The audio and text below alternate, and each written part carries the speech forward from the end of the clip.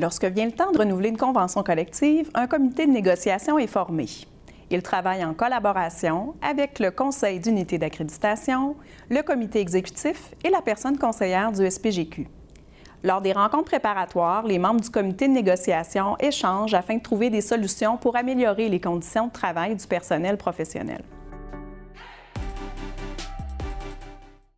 Le comité de négociation élabore le projet de convention collective et assiste la personne qui agit comme porte-parole à la table. Il doit notamment documenter les revendications, proposer une stratégie de négociation et donner son avis sur les relations publiques. À certains moments clés des négociations, le comité peut préparer et accompagner les personnes représentantes lors des rencontres avec les autorités politiques ou administratives. À toutes les étapes du processus de négociation, le comité informe les membres et assure un suivi auprès des instances du SPGQ. La composition du comité de négociation est variable selon l'employeur. Par exemple, le comité de négociation de la fonction publique compte habituellement un membre du comité exécutif, une personne conseillère responsable des matières intersectorielles, par exemple la rémunération et les droits parentaux, une personne conseillère responsable des matières sectorielles, que l'on appelle aussi les clauses normatives, et 4 personnes élues par le Conseil d'unité d'accréditation de l'unité d'accréditation fonction publique. La composition des comités de négociation est semblable dans les réseaux de la santé et de l'éducation supérieure.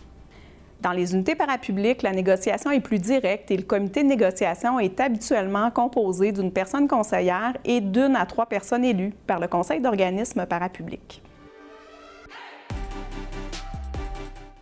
En collaboration avec la personne conseillère du SPGQ et le comité exécutif, les membres du comité de négociation doivent notamment préparer et analyser des sondages et consulter les travaux des comités paritaires pour identifier les problématiques prioritaires pour le personnel professionnel. Collecter et analyser des données comparatives pour bonifier notre argumentaire, élaborer le cahier de demande syndicale qui sera déposé à l'employeur. En plus de définir les stratégies de la négociation, le comité doit soutenir la personne porte-parole par sa connaissance du milieu de travail, tenir des assemblées générales afin de consulter, d'informer et de mobiliser les membres, préparer un argumentaire étayé pour soutenir les demandes syndicales lors des séances de négociation avec l'employeur. Dans toutes ces actions, et particulièrement au moment de faire des choix déchirants, le comité doit s'assurer de garder l'accent sur les priorités des membres. Lorsqu'une entente de principe intervient entre les parties, le comité collabore à la finalisation des textes négociés avant la signature de la convention collective.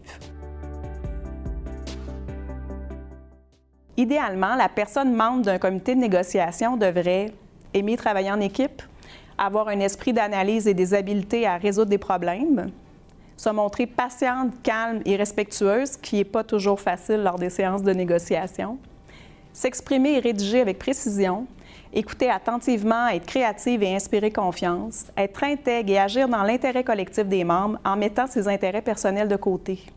Avoir une bonne capacité à surmonter les situations de stress, de conflit et d'ambiguïté, puisque la négociation comporte inévitablement son lot de moments qui viennent nous chercher aux tripes. Les personnes intéressées à être membres de leur comité de négociation sont invitées à soumettre leur candidature. Abonnez-vous aux publications du SPGQ pour ne pas manquer l'appel de candidature.